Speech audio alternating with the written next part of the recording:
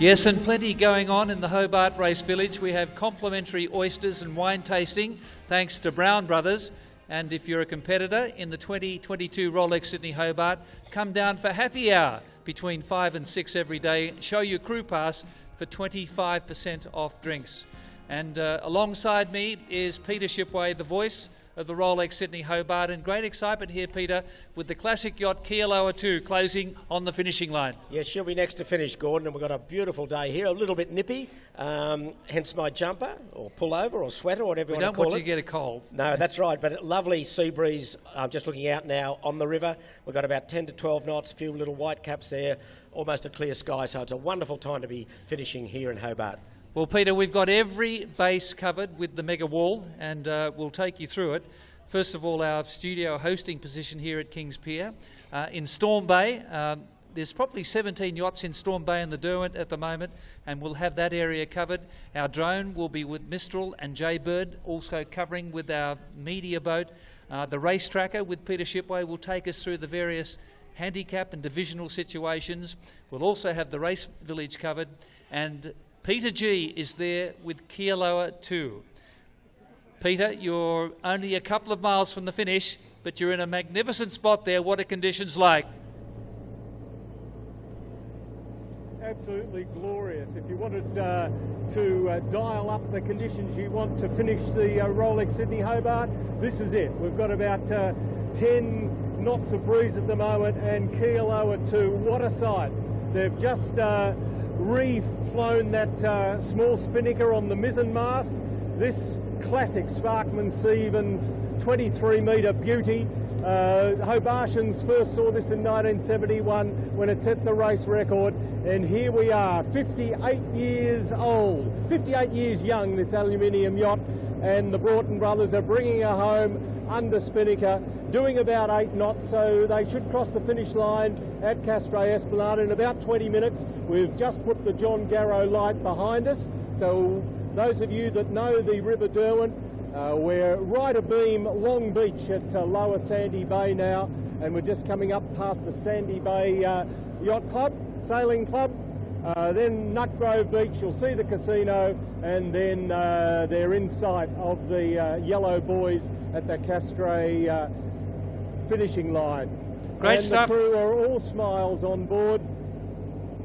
I was going to say, great stuff, really Pete. Wonderful. Peter Shipway is absolutely champing at the bit here, Peter G. But as you say, it's a classic boat. It was built in 1964. When it arrived in Hobart in 1971, it was the biggest maxi that we'd ever seen here in Australia. And as you say, they took the race record, 3 days, 12 hours. That's 2 days slower than Andu Comanche, Peter Shipway. It just shows how much yacht design and construction has changed, but what a sight. I mean, for the purists, for the modern boats and the modern competitors, this is a wonderful sight to see this classic Sparkman and Stevens yawl now going towards the finish. She was designed originally as a sloop, single-masted sloop. For Jim Kilroy, he converted it to a double mast in about 1968. She took line honours, as you said, in the Sydney Hobart in 71. She won line honours in the 65 Transpac race, and also line honours in the 66 Bermuda race. And a beautiful yacht, beautifully conditioned now by the Broughton brothers, Paddy and Keith. And a lot of Hobartians in this crew, especially Stephen McCullum, who I think is Vice Commodore of the Royal Yacht Club of Tasmania. He's certainly on the board there. Chris Harmson, who is on board, I think he's trimming the spinnaker. He now resides in Sydney, but he was part of Ian Murray's America's Cup team and part with Don Calvert in Intrigue in the 1985 Admiral's Cup. For Don, a great Hobart name in sailing, although Chris has handed over the spinnaker trim to someone else, I think. And as I said, Paddy and Keith Broughton now own this beautiful boat that's going, after this race, is going round Cape Horn on its way back to England to compete in next year's Fastnet race. Now, Gordon, I know you're a master of trivia from your rugby days, the voice of rugby over many years, and you prided yourself on trivia. What's the trivia relating to Paddy Broughton, not related to sailing? Do you know that answer?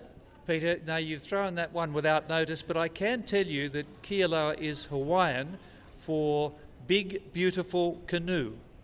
So what's the answer to your question? Well, she does look like a big, beautiful canoe with sails, that's for sure. What a sight. Well, the answer is that Paddy Broughton represented England in another sport, in a sport. Do you know what the sport was? And it wasn't rugby, it was rowing.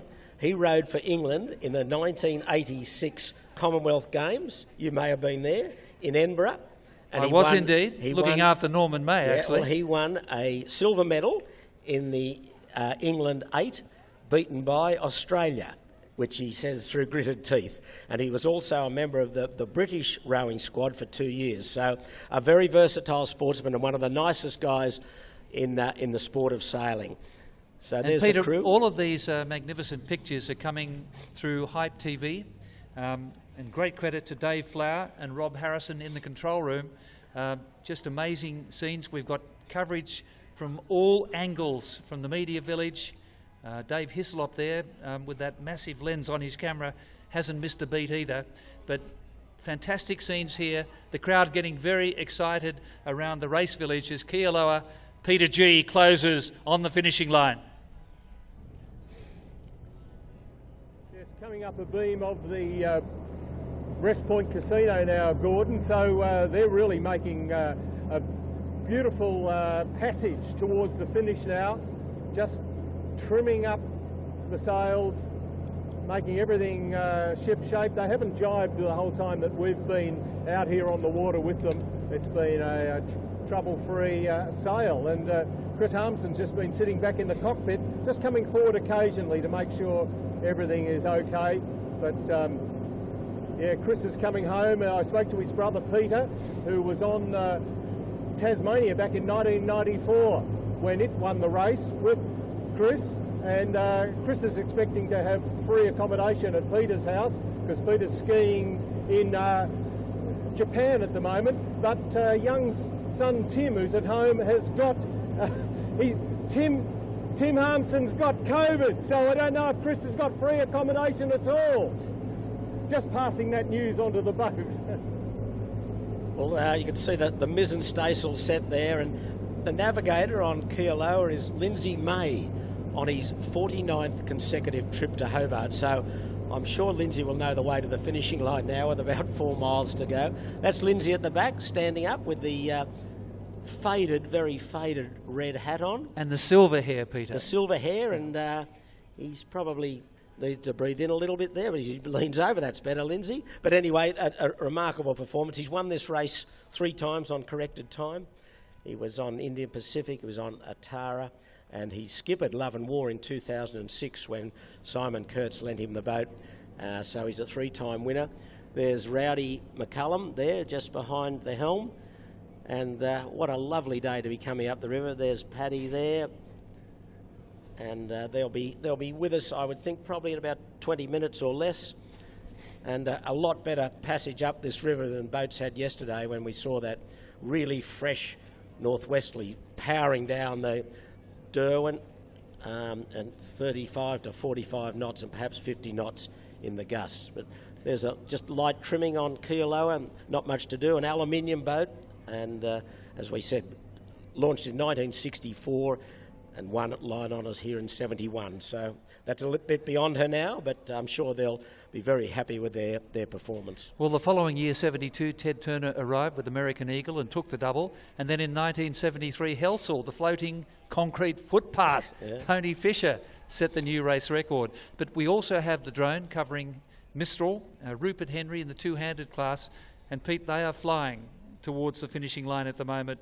Rupert Henry and Greg O'Shea, this magnificently performed two-handed crew who dominated in the two-handed Melbourne-Osaka race, 5,500 nautical miles back in 2018 in the Old Chinese Whisper, which was a 62-footer.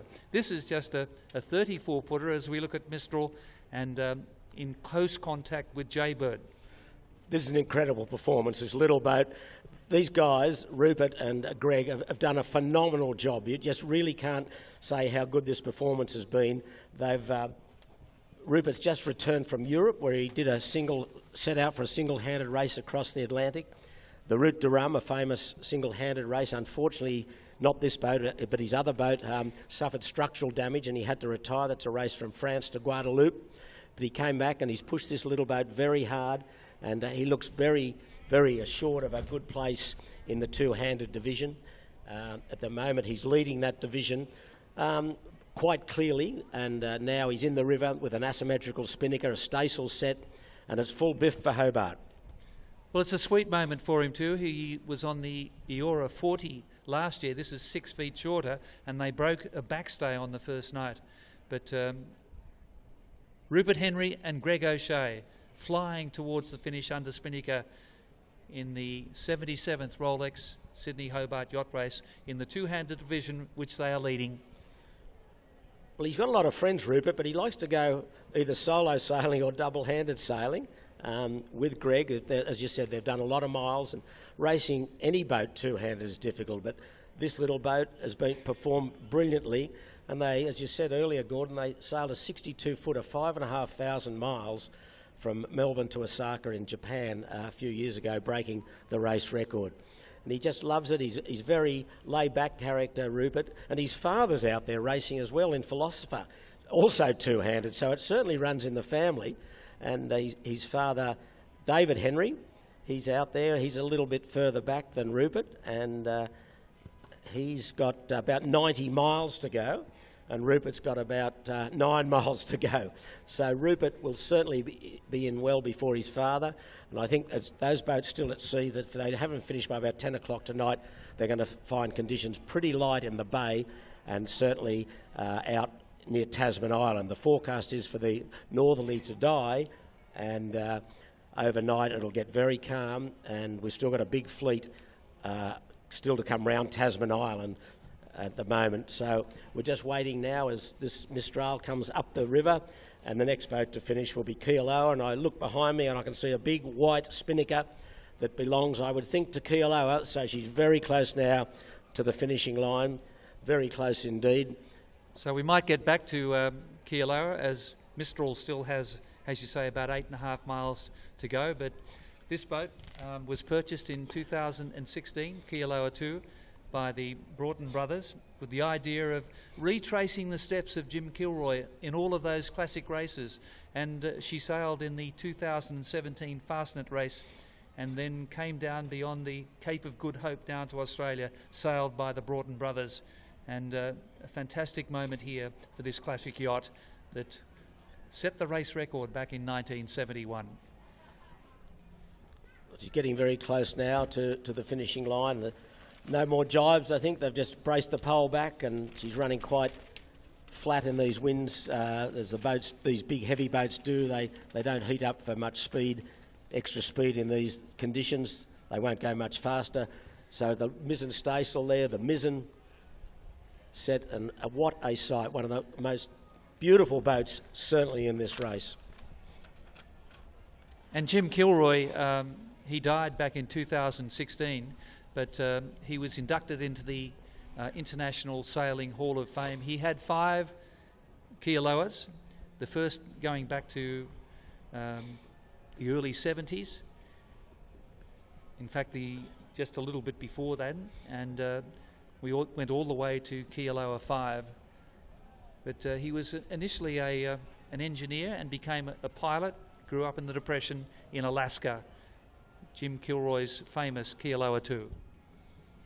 Just very close now. A few spectator boats and escort boats around her, and we'll see her drop the spinnaker shortly as she crosses the line. There she is, coming in now, and she will be crossing the line in what position we've got her? We've got her in 34th position.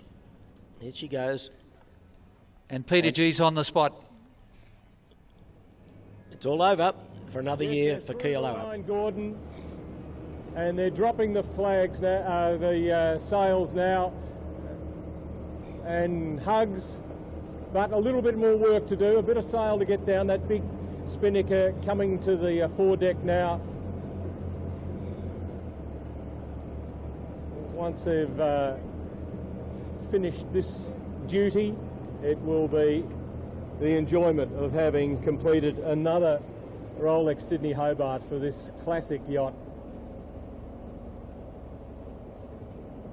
and Hobart's going to put on a real welcome for them. And it has weather-wise, but the spectators will be really at the taste of summer and at the Rolex Race Village, giving them a hero's welcome in.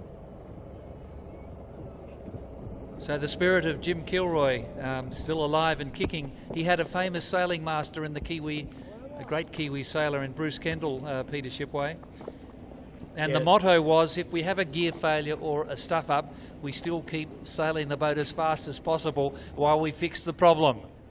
Well, they certainly did that, and they broke records in various Kealoas all around the world. And sadly, Bruce, his trusted sailing master, was killed in a plane accident at a very young age. But here we are, Kealoa now she'll get the sails down and get ready for the trip around Cape Horn and up the Atlantic Ocean to the Fastnet race, which starts in England in late July next year. So it's a great adventure ahead of these guys, a Fastnet race and a Hobart race and then a Fastnet race. So plenty of sailing to do, and I think a lot of the crew that are on board there will be going over to England to compete in the Fastnet. I know Lindsay May, the navigator, is going to do the trip around Cape Horn. So he'll probably come back, hopefully, and do his 50th consecutive race next year. But a mighty performance to do one Hobart, let alone, well, 49 that he's now done. So, Peter, just before we look at some of the earlier finishes, you might take us through the tracker to see how things are progressing in the various divisions. And you mentioned the two-handed class. We'll keep an eye on Mistral as she is now in the Derwent and heading towards the finishing line under Spinnaker. Okay, well, thank you, Gordon. There's the provisional overall results. Nothing much has changed. I think that result will be confirmed sometime later this afternoon or early evening. But at the moment, we have Celestial provisionally first, Guelo second, Caro third, and Warrior 1 in fourth spot, and Quest in fifth, and Patrice sixth. All of those boats TP 52s that have absolutely dominated this race on handicap. Now we look at the zero division, which is all the big boats. Moneypenny, Sean Langman has won that division. That cannot be changed. Alive second, the Tasmanian boat. Duncan Hines skippered for Philip Turner. And URM Group, Anthony Johnston from New South Wales, they will be third, with David Goates' No Limit in fourth place. And on board No Limit was Tony Ellis, competing in his 54th race to Hobart, a record indeed. And now we move to Division 1, which would go down to the TP52s and those size boats, the same as the overall result, Celestial, Guelo and Caro. Now we're starting to come down the little boats, and this is Division 3. Only one boat here is finished, and that's Sunrise, the English boat. She finished at this morning at 9. She finished, yes, just before 2 o'clock. Yes. Before 2 o'clock. She is the clubhouse leader in Division 3. And here's Sunrise this morning, just going past the Iron Pot in beautiful conditions. She's the boat that won last year's Fastnet race, and their first time for the Hobart race for most of that crew, but not Adrian Cahalan. Adrian doing her 31st Sydney Hobart race, and she's a multiple winner both on handicap and on line honours. So Sunrise at the moment looking pretty good for Division 3. Now we keep going down to the smaller yachts. We go to Division 4, and Mistral, that we saw earlier in the shots coming up the river. She is a clear leader at the moment in Division 3, and TH after the name means two-handed. So they're integrated now with the fully crewed boats. They're allowed to win the overall results. And here we go, Mistral live. Now she's getting on a really good clip here. You can see a good wake coming out from the stern and a good bow wave. Beautiful trimming, and there's only two blokes trimming, one steering, one's trimming. So they're doing a pretty good job. You see that little staysail there in front of the mast, drawing to perfection, the asymmetrical spinnaker, just curling in at the luff, the front, which it's meant to do. And I think probably Rupert driving. I can only see one guy on deck. Where's Greg? Probably down having a snooze, I think.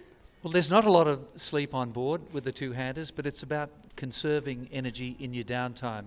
And the stamina of these two has been just phenomenal. And don't forget, they won the Cabbage Tree Island race recently against fully crewed boats. They won the overall handicap prize, which is a new milestone for the Cruising Yacht Club of Australia. Yeah, absolutely. Now, there's a bit of a tighter shot. Hope Greg's there, or is he asleep up in the foredeck?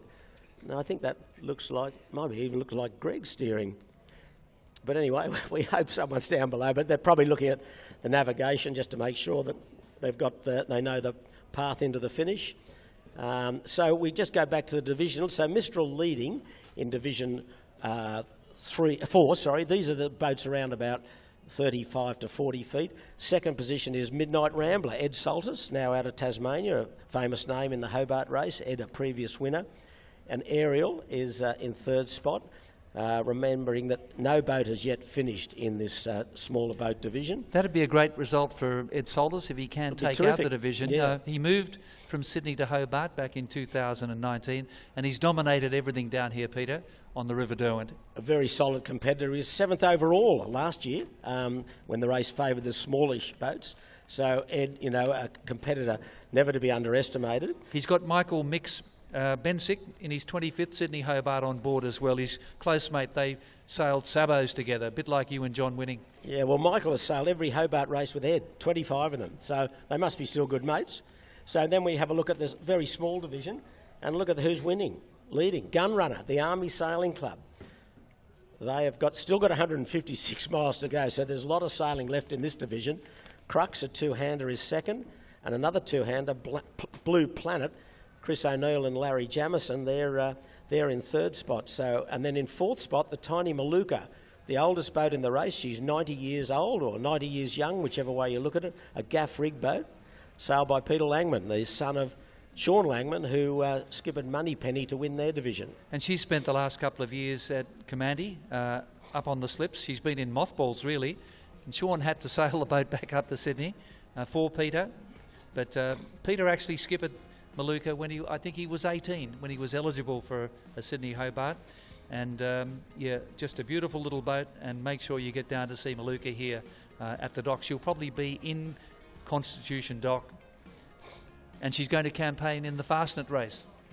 Yes, they're not obviously, but they're putting on a ship to go to England, and she will do the famous Fastnet race. And boy, she'll cop some attention over there, and rightly so. But just the final boat in the division, fifth division is Currawong. Our two lady sailors, Catherine Veal and Bridget Cannon. 304 miles to go, so they're just over halfway, doing 7 knots, and pretty nice conditions in Bass Strait, and the forecast is good for those girls. King Billy is in 10th place, one of smaller boats. They've only got 99 miles to go, but very close in this division.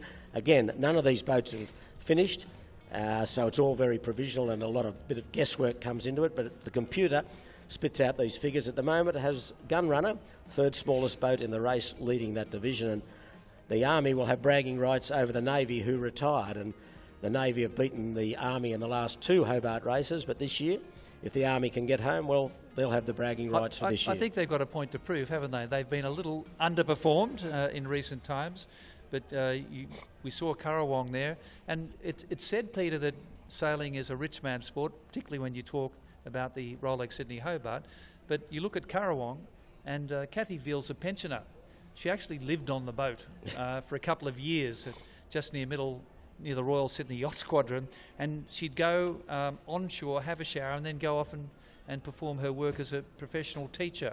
So yeah, they've done it on a shoestring, Kathy Veal and Bridget Cannon.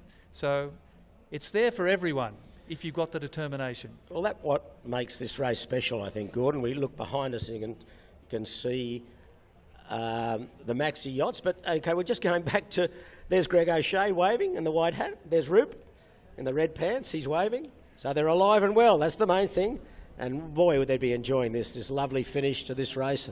And I think they know that they've done extremely well, and just enjoying the sail up the river. But Gordon, just getting back to your question, yes, sure, you can have a maxi boat, and obviously you need a lot of money to campaign those sort of boats. But overall, there's every story of different owners and how they've got their boats together, and certainly Currawong is a different story altogether. Kathy, as you said, lived on the boat and now has put together a campaign. It's probably on a shoestring, and probably the cost of a couple of ropes on Comanche Andu Comanche could buy Currawong. But that's the game we play, and it's wonderful that these smaller boats, underfunded perhaps, can compete in this great race. Peter, we can't assume that people have been watching every report here from the Rolex Race Village, so it might be a good time to recap on what we've seen so far in the 2022 Rolex Sydney Hobart. First of all, take us with that start to the race. It was hectic, it was chaotic, fast and furious. Well, it certainly was. It was dramatic, whether you're watching on the water or on television. These four maxis going hammer and tong at each other in limited space on the harbour. I mean, the space is restricted. It is what it is. You can't make the harbour any bigger. And there were four separate starting lines, so they tried to separate the fleet as much as they can. They put all the big boats on the front line, and everyone says they've got to be careful, but, you know, once the adrenaline kicks in and that starting gun goes, the foot goes to the floor, and we really saw some amazing boat handling to prevent any incidents or collisions and of those big boats. And to see those guys spinning them around in confined spaces, it was truly amazing. And there were a few protests. There was a lot of language going on. We saw a few boats do penalty turns, which they're allowed to do outside the heads to absolve themselves of any penalties. So that was probably the most dramatic part of the race, certainly for the spectators, but then it became a pretty easy race for the first 24 hours. Beautiful conditions in Bass Strait. You talk to the guys that have done this race many times, and they said they've never seen Bass Strait quite as flat. Windy, quite windy, 20 knots, but flat water. And at night, they said that first night and a bit of in the second night, it was very calm. And here we go, we're just looking now at Andu Comanche, the line honours winner. I think we're in the harbour here. Well, she got to Hobart in just a couple of hours outside her race record, which she set back in 2017. It was 1 day, 11 hours, and they finished just before 1 o'clock yesterday morning. And when you talk about Kealoa 2, which has just finished, it took Lion Honours in 1971, taking 2 days longer. But it was wonderful to see those 100-footers dicing in the harbour. It was a brilliant start. Well, we just are in the harbour before the start. There's Law Connect that finished second over the line to Andu Comanche. This is, I think we've got probably about 3 or 4 minutes to go to the actual start, and then things got very interesting. And you can see the massive boats, the 109 boats spread across the four starting lines. There's Blackjack, who won this race in Lion Honours last year. She was one of the three of the four maxis involved in all the drama at the start. But as I was going back to the first night at sea, the guys, and a bit of the second night, they said it was just beautiful sailing conditions. There wasn't much moon, but it was just pristine. But then as they got closer to Tasman, things started to get a bit ugly, and the worst part of the race was at Tasman and coming across Tasman Island, round Tasman Island and up Storm Bay for the leaders. They really got a pounding there, breeze 40 knots or so, and we saw, as I said, coming up the river yesterday morning, fresh to frightening. And Peter, that ended the chances of a lot of the smaller boats. So I saw you on stage earlier today with Bruce Taylor from the Royal Victorian Yacht Club with Hotspur. Yeah, Hotspur. And they were hit by that southerly squall, and that really knocked their chances for six. And the same would apply to the two-handers with Rupert Henry. Yeah. Any boat, I think, certainly under 45 feet, as soon as that southerly hit, they knew their chances had gone out the window for overall honours. The 50-footers had got down far enough and could get round Tasman and across the bay. But those other boats that were further up near Maria, as soon as the southerly came and they went on the wind, they were no chance for overall honours. And a lot of people may not be aware that Sam Haynes in Celestial last year was the provisional winner, but then was protested and relegated to second place. So it's a bittersweet transformation for him. Well, as I said to Sam yesterday, what a difference 12 months makes, and it does. I mean, he was a very gracious loser last time. I mean, it would hurt immensely to have the race taken away from you, and I can talk from experience. It happened to me in '85 when we were provisionally first on Drake's Prayer, and we were protested out on a third-party protest and lost the race.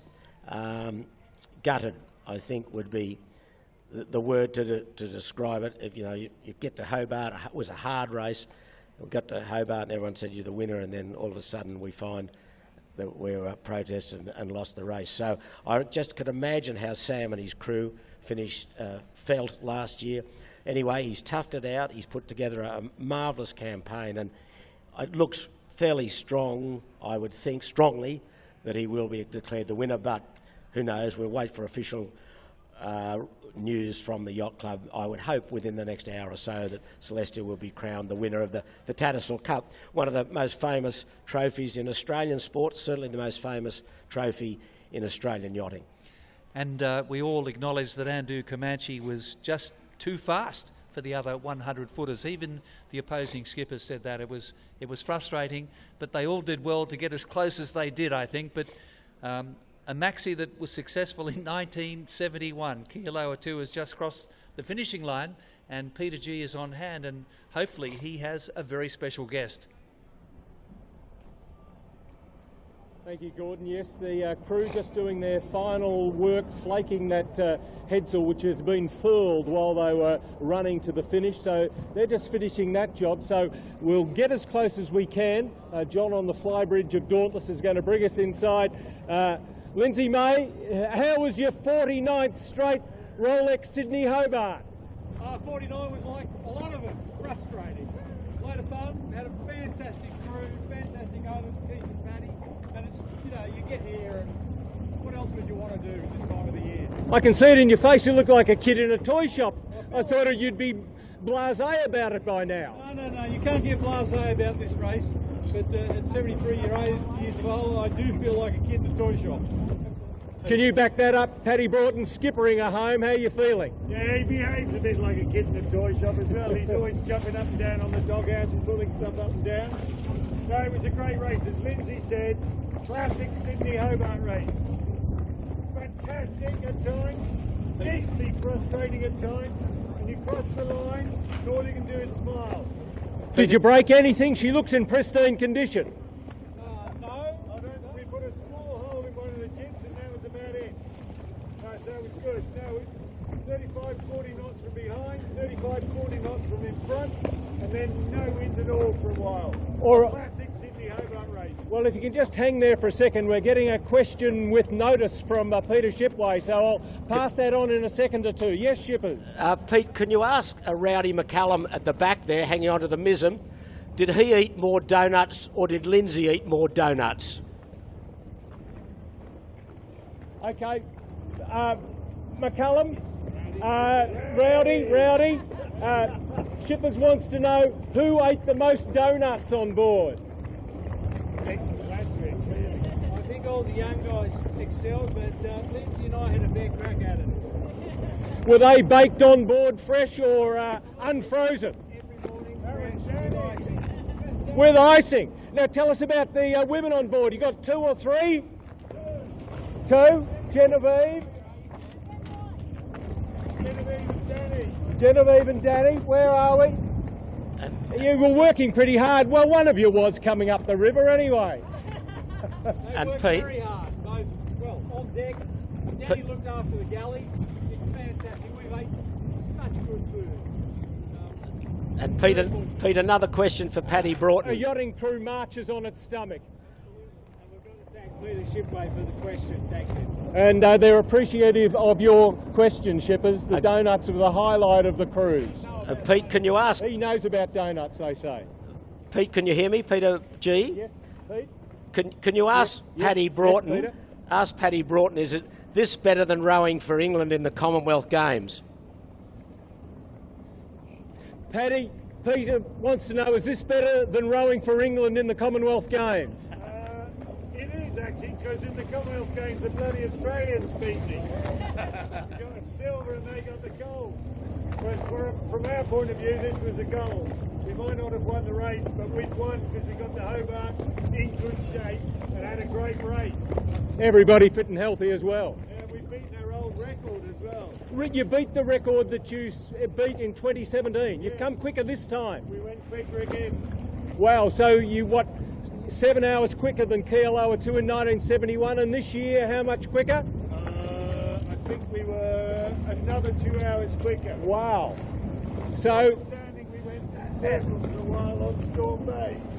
I mean, you're never happy, are you? You were saying you're frustrated, and here you are 2 hours faster than you've ever gone. You think you're going to have a golden race, and your wife changes her flights to come in early because the schedule says you're going to meet her, and she could have kept the same flight. That's frustrating. Oh, so it's the extra money you're worried about. Yeah, okay. It's a free change. Not that. And we went in circles yesterday afternoon as well. Really weird.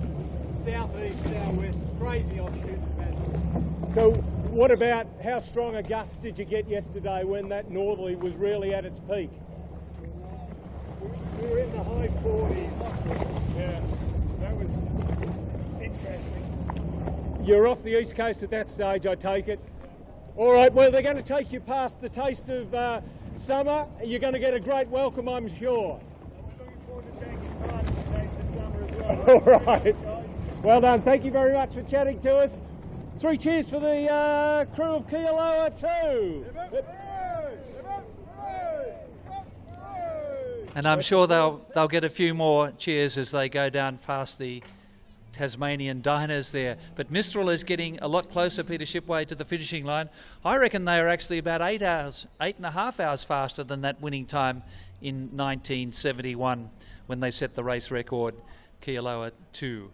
But yeah, Rupert Henry and Greg O'Shea, they'd be savouring the moment as they close on the finish at Castray Esplanade at Battery Point here on this 4th day of sailing in the Rolex Sydney Hobart. Yeah, actually, Gordon, we're just watching a white spinnaker come in. I'm not 100% sure it is Mistral. She's a bit further down the river. I think it might be another one of the 2-handers in Mini, which is showing ahead of Mistral on the computer. I'm just trying to look behind me to see if I can see which vessel it is. I'm just trying to pan in to see which boat it is. It may be... I can see it looks like a 330. No, this is a boat from the West Coaster, Heartbreaker, I think. I think that's the name on the side of this boat, who's doing the West Coaster, and I think they may be sharing the finishing line here. I'm not 100% sure on that, but I'm 99% sure that this is a West Coaster and not a... They're actually sharing the dock as well, yes, I think, the West Coast boats. And the first Melbourne to Hobart race was held in 1973, Peter.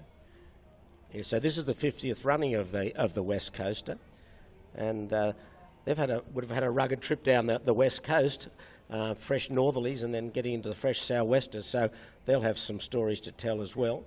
But you can just see the beautiful conditions out here, 12 to 13, 14 knots perhaps at best, and this sea breeze will probably hang in for the remainder of the day, but as the evening closes in, the breeze will close down, I would think, and be a slow trip for those boats that are left out to sea. Peter, I can tell you that I went down on that inaugural 1973 Melbourne to Hobart yacht race for the ABC, and we had no electronics, and we had cold pies and warm beers the whole way. But this is Mistral. Rupert Henry and Greg O'Shea. There's a boat just going across the bow of Mistral. There are a lot of West Coasters finishing at this time, so we'll try and pick up who that is, but that's Mistral for sure. Now Rupert's, is he back on the helm and Greg's gone down below? But look at that, getting along beautifully. The boat just looks terrific. They've dropped the staysail, which means the breeze was probably getting a bit lighter. There's Greg just coming up from down below. They look as though they could be getting ready to jibe, I think. And this could be a good manoeuvre to watch, see how 2 guys jibe this boat. They've dropped the staysail, which means probably the breeze is getting a bit lighter, or they're getting ready to jibe. And there's plenty of activity in the cockpit. And there they go, they're jibing. Spinnaker goes round the bow and round the outside. Mainsail goes across and they pull the spinnaker in. Look at that. That's as good as a fully crewed boat can do. That is top shelf sailing, whether it's crewed or two-handed. You wouldn't do better than that. So, Peter, I've just been checking. Kealoa 2 was the 34th boat to finish, the last boat to finish, and still just in the river now we have Ocean Crusaders Jaybird and also Mini and Kraken 42 and Mistral in 38th position across the line at the moment, still out there, and according to the tracker still with about 15 miles to go. Right, like the tracker is a little bit behind, but just through satellites and computerisation, if there's such a word. She's in the river, I think, and there's Mistral, and as they jibed onto Port Jibe, just coming up the river. So the breeze is such that they can't run straight down, but they haven't got a spinnaker pole. It's asymmetric, set off the bowsprit, so they've got to jibe their way down the river, which is obviously the reverse to tacking into the wind. They just jibe downwind.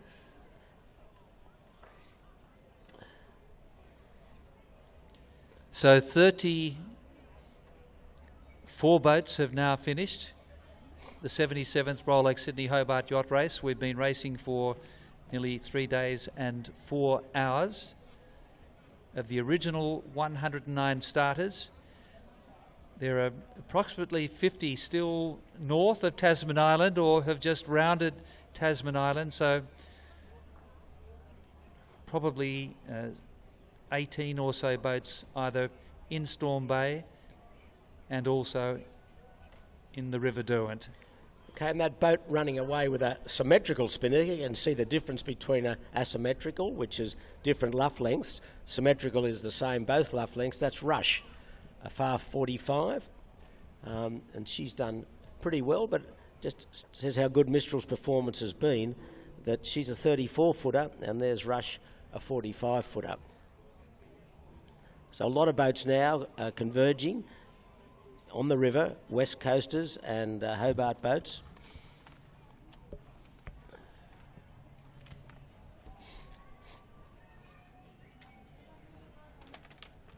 You could probably hear a few cheers in the background. That's Kealoa doing a lap of victory, if you like, or a victory lap around the docks and waving to all the people. And there she is, Kealoa. The crew getting a rousing welcome, and they'll be shown to their berth very shortly. And what a lovely time to arrive. Sparkling afternoon, a little bit chilly, but they're just coming in now, and they will be moored shortly and let the celebrations begin. And talk about competing in those classic ocean races around the world. Paddy and Keith sailed in the 2019 Transpac race to Honolulu, from LA to Honolulu, the 50th race. So they really are retracing those wonderful passages of this famous yacht.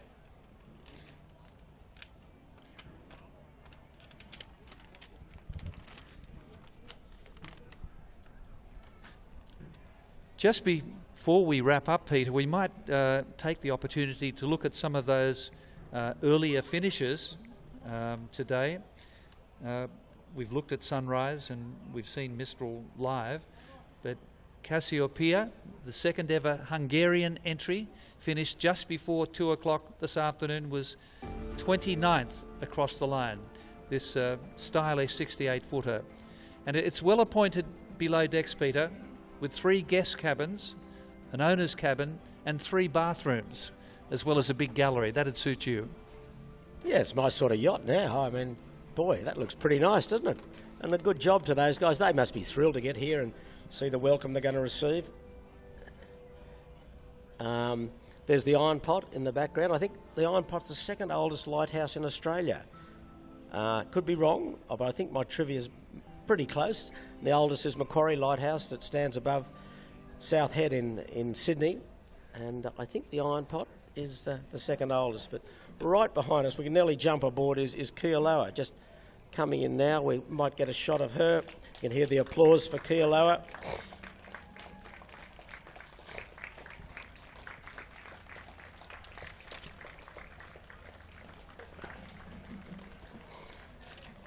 Jim Kilroy came back with Kealoa 3 as well, and was very successful, and had that famous smash in the Southern Cross Cup Series. It was Kealoa 3 that broke the race record. They had that famous race with Windward Passage in 1975. Strong nor'easters all the way, jibed at Tasman and came across the bay in really good conditions, and she smashed the record as Kealoa getting a bit sideways on in the dock. That young man trying to pull the boat in, that'll be a hard job to do at the stern. So the Kealoa name, of course, is synonymous with the Sydney Hobart. The Jim Kilroy name. Yeah. He was actually chair of the Los Angeles Olympic bid in 1984. Right. And you might be interested to know he was a political insider in the Republican Party and was a confidant of Richard Nixon and also Ronald Reagan. Oh, Tricky Dicky Nixon. Yeah. Anyway, they're safely alongside, but remember 12 months ago all these boats had to go through COVID protocols. The crews had to be tested before they could leave the yacht, and what a difference, as Sam Haynes says, what a difference 12 months makes. Here it is, arriving to a normal Hobart welcome. And some of those other finishers earlier today, we saw Khaleesi, the 46-footer, and also Mayfair from the Royal Queensland Yacht Squadron. Khaleesi had a fantastic battle with Pretty Woman. In the end, it was just a separation of 4 minutes ahead of Pretty Woman, Peter. And Khaleesi, Rob Aldous and Sandy Farquharson. Rob, as you mentioned, Commodore of the Middle Harbour Yacht Club. Yeah, they finished tacking up the river before the sea breeze took over, and they disappointingly missed out last year. They had to retire, but things were pretty good this year, and there's a lovely shot. You see the crew on the side there just to balance the boat up, and just approaching the finishing line, but just shows how conditions can change there. Less than 12 hours ago they're tacking up the river, and now there's a lovely sea breeze to bring the boats home under spinnaker. So that's how the ocean racing or racing changes so quickly, and you've got to be able to cope with all those conditions.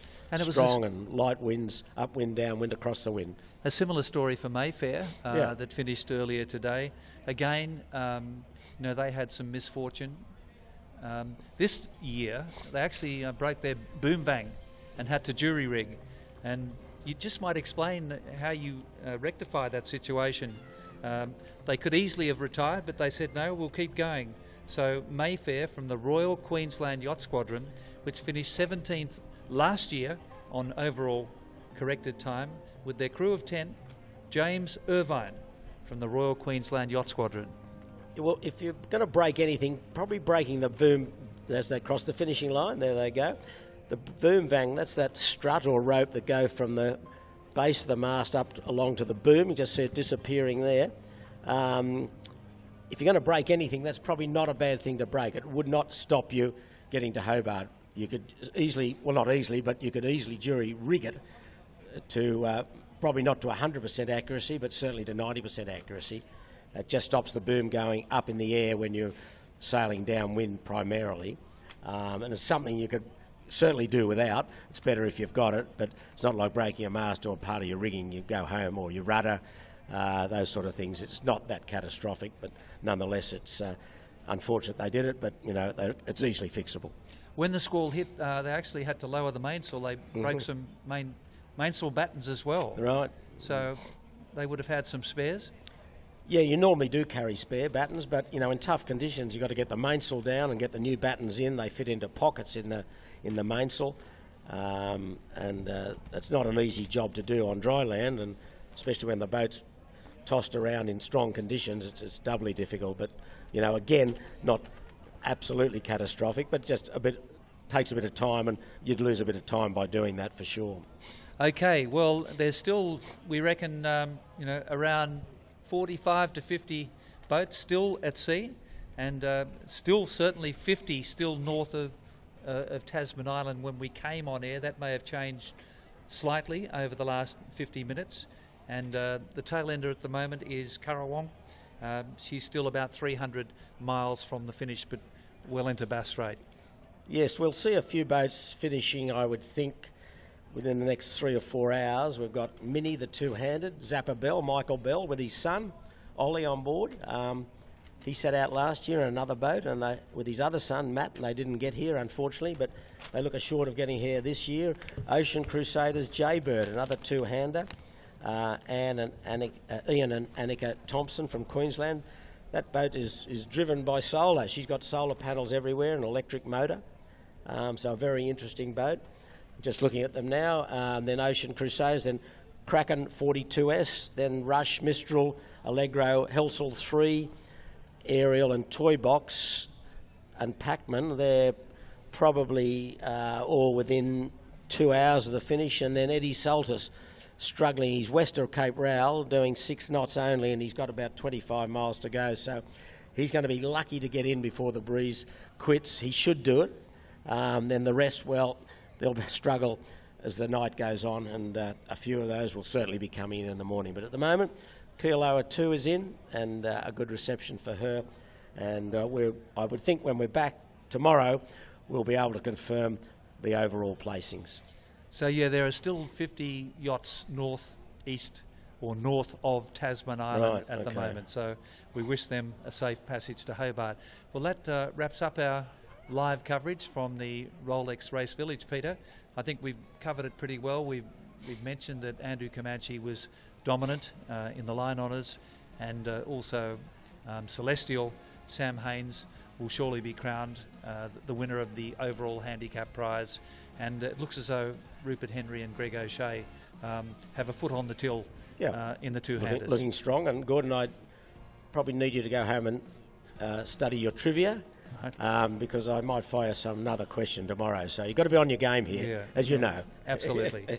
Okay, well, thanks for joining us, and we'll be back at 9 o'clock in the morning, Eastern Daylight Time, for our next update from the Rolex Race Village. More great action, and we have everything covered for you. And of course, you can follow the latest news and the tracker on the Rolex Sydney Hobart website. We'll see you tomorrow morning.